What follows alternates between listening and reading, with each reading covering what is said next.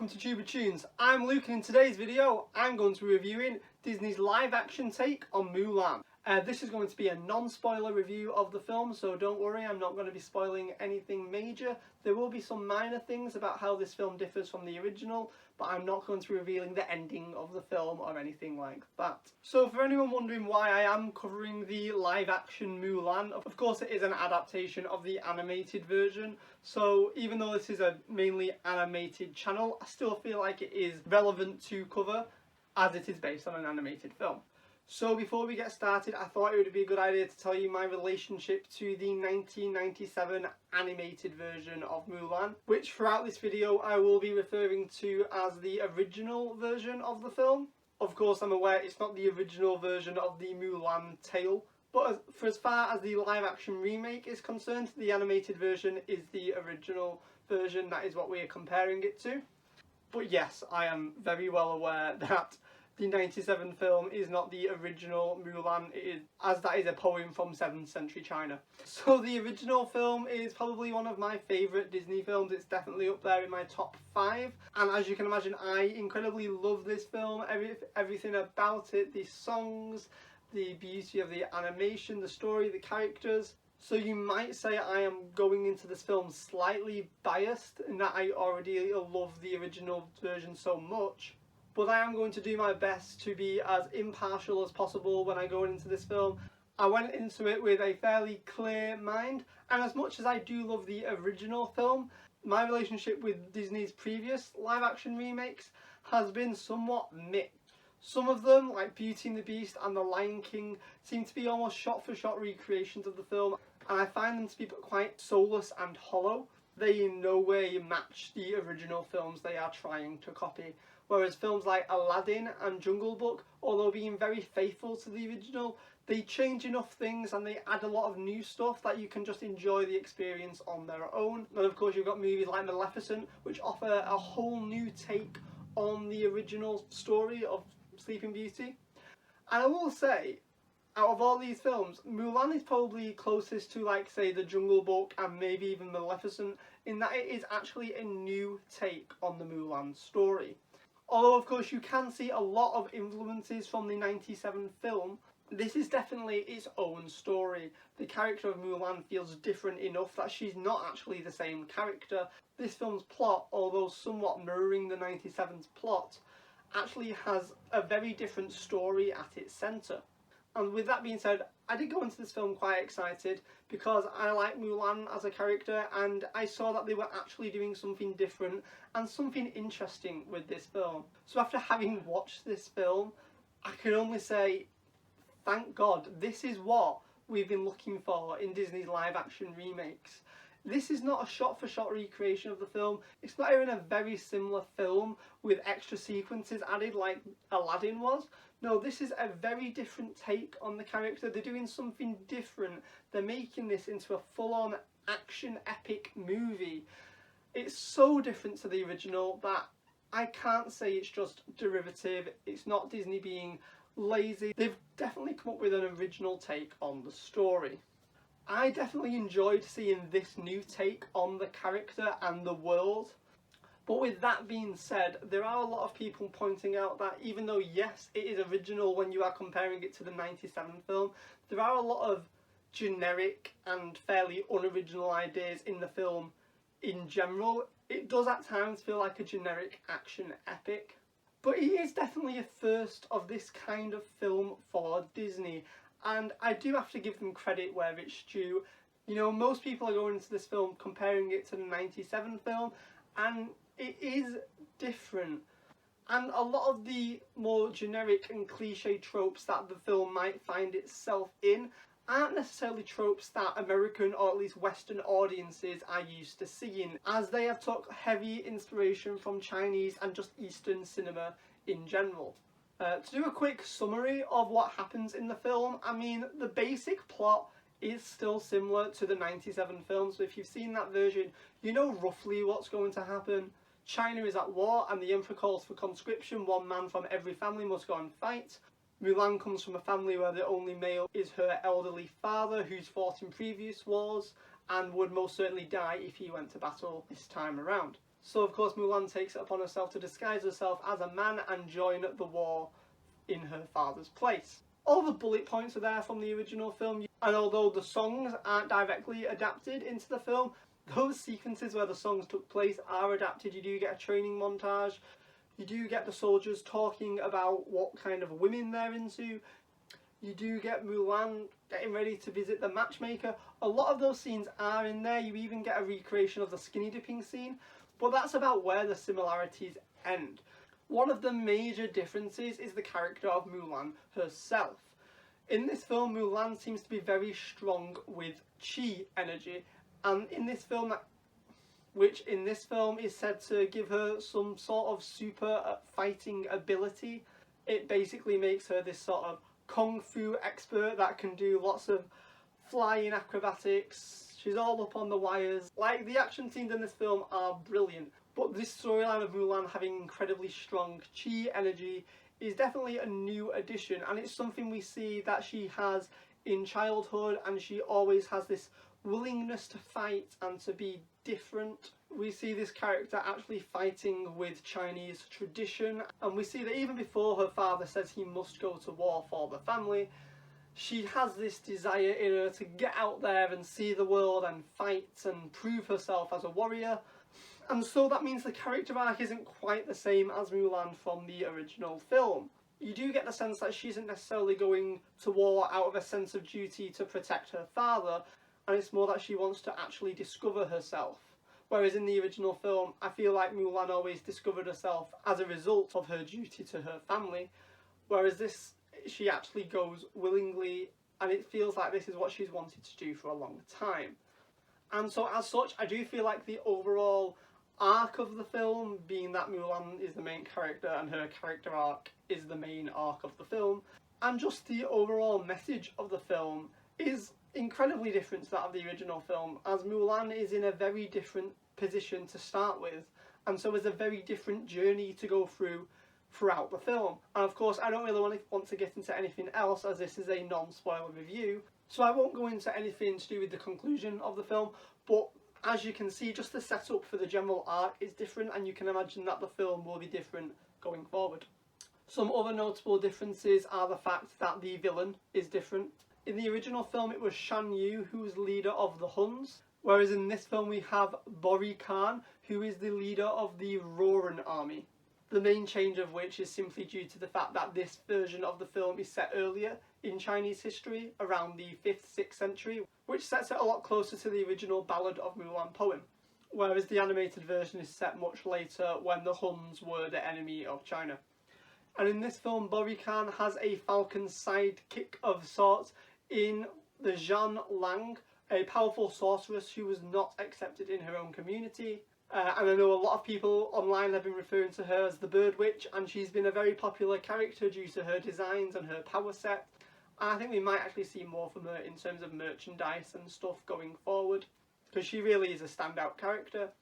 And the final major change really is the fact that Li Shang is now been split into two characters. We have Commander Tung, who, as the name suggests, is her commander that trains them all, and then we have her love interest, who is Chen Hongqi. Now, there was a lot of controversy over this. Disney's official statement was that it was in response to the Me Too movement. They said they weren't comfortable with having someone in a position of power be a love interest with the main character of the film. They didn't want it to seem like he was taking advantage. And although I do think it is nice to see that a post-Lasseter Disney is thinking critically in this way and thinking about these issues, I don't think it was one that was ever really that prevalent in the original film. Mulan and Li Shang, of course, were a romantic pairing, but that wasn't really until the end of the film, which was after he was no longer her commanding officer. And I don't feel like there was ever really anything too romantic going on before she outed herself as not a man. But if it was something that the filmmakers weren't comfortable with exploring, they chose to split the character into two. And I will be talking a little bit more about that later. So that is the basic setup to the film and how it's differing to the original, at least in terms of setup. So let's delve a little bit deeper into what I did and didn't like of the film. So first, the good things. This film was truly beautiful to watch. The cinematography was amazing, and it really does help show off the beauty of the country of China. The film was shot in both China itself as well as New Zealand doubling as China, and you really got to see some beautiful locations in this film. Every shot was incredibly well framed. The colours were incredibly bright and vibrant, which was interesting to see in what is essentially a war movie. And not only that, the action was incredible. So when you combine the cinematography and the action together, this film was really just a feast for the eyes. The action was incredibly dynamic and fast and epic, and it really showed off the skill sets of all the warriors, but particularly with Mulan herself. Of course, Disney launched an international search looking for a woman who already had martial arts skills to portray Mulan, and they definitely found it. But everyone in this film had extensive training in sword fights, in archery, and not only was there martial arts, there was martial arts on wires. Of course, this is a staple of Eastern cinema, and although it's not something we really see in Western films outside of things like The Matrix, it really is amazing to watch. And although it doesn't necessarily make sense that they can fight in the air, it doesn't matter, it's just fun to watch. And I honestly can't say enough good things about the action in this film. Yeah. And then not to mention the fact that I just overall really enjoyed watching this film. I think it was really fun and entertaining to watch. However, I do think that going into looking at some of the things I didn't like too much about the film, I do think the more you start to compare it to the original film, you do start to see some of the flaws. For instance, I mentioned how Li Shang was split into two characters. Well, that did mean that both characters were a little underdeveloped, and it isn't just related to those two, but pretty much every character in this film, outside of Mulan herself, did feel underdeveloped. You know, as much as you can talk about how the original film was a musical and musicals break the reality of cinema, musical numbers are great in that they help divulge a lot of information very quickly, and they can help tell a story in a much faster pace than you could in doing it with straight dialogue scenes. Some of the things that were explored in a single song in Mulan took multiple scenes to actually reinforce in dialogue, meaning that sometimes the film itself felt a little bogged down in trying to tell us the information that was told so efficiently in the original film. For instance, the original film's opening number was Bring Honor to Us All, and it featured Mulan on her trip to see the matchmaker. And the song itself helped lay the setup for exactly what is going on, who the matchmaker is, help introducing a Western audience to this tradition. Whereas in a more naturalistic film, all that information can't necessarily be given in that one scene of her going to see the matchmaker. And so although we do have that scene, it's not where the film opens, and the film actually requires a sequence earlier on featuring Mulan as a child and the parents discussing the importance of the matchmaker ceremony. And it's just little stuff like this. That one sequence in the original film is now split into two sequences to tell us the same amount of information. You can't help but notice and feel that this film is just telling the same story but in a slightly less efficient way.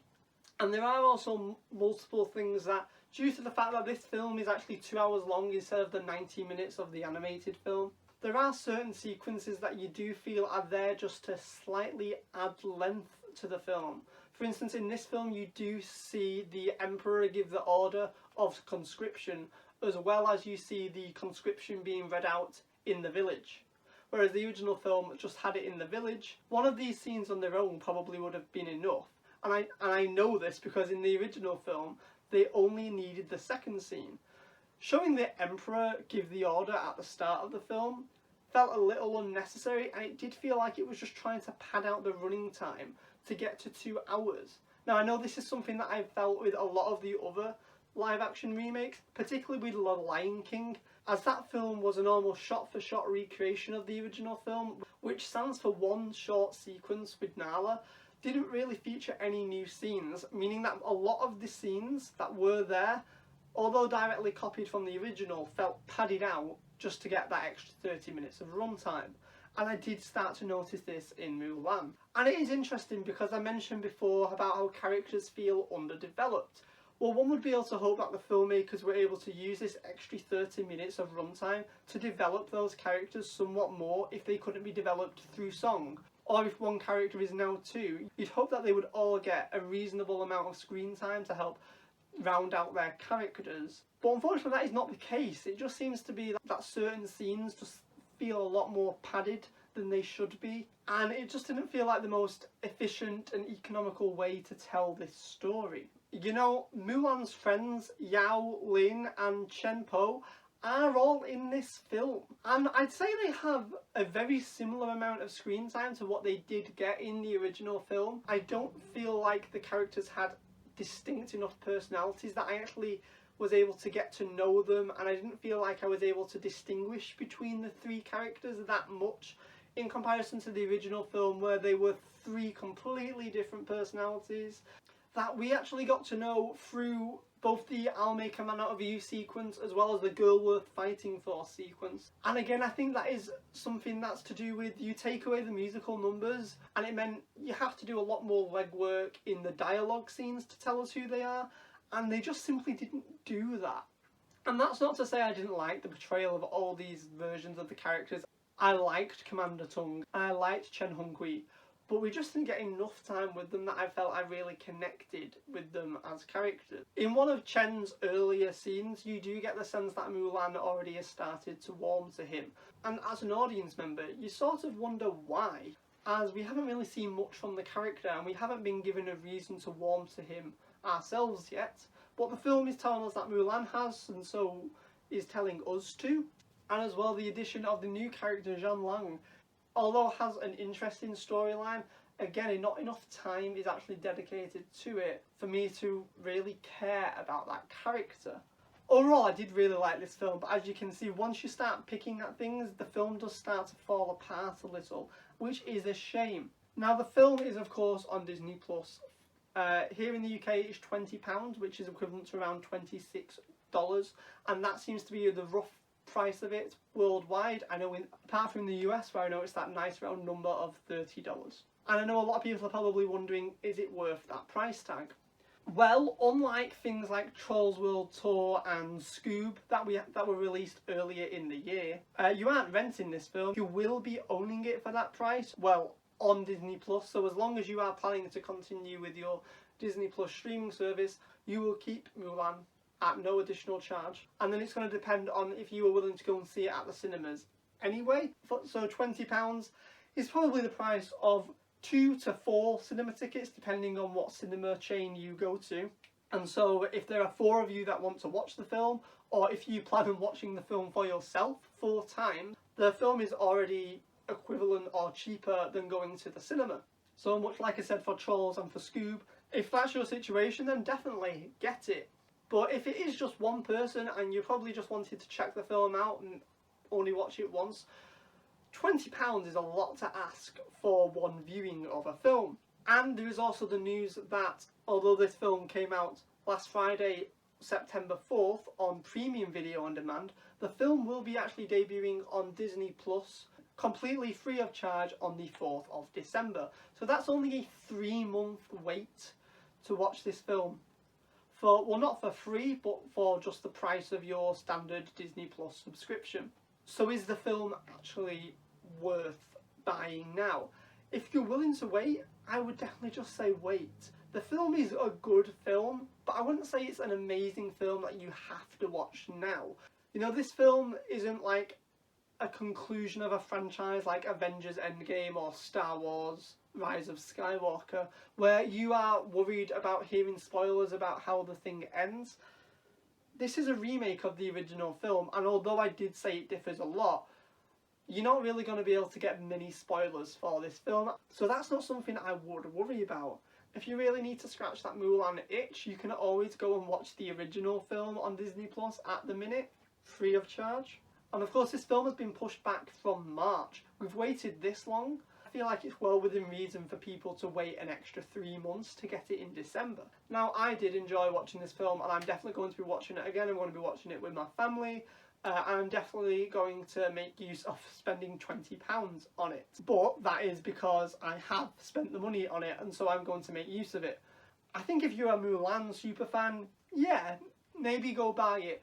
But if you were unsure on whether or not to buy it, I personally would argue you just wait for it to come out. If you're in a country where the film is debuting in the cinema, I definitely recommend going to see it in the cinema if you can do so safely.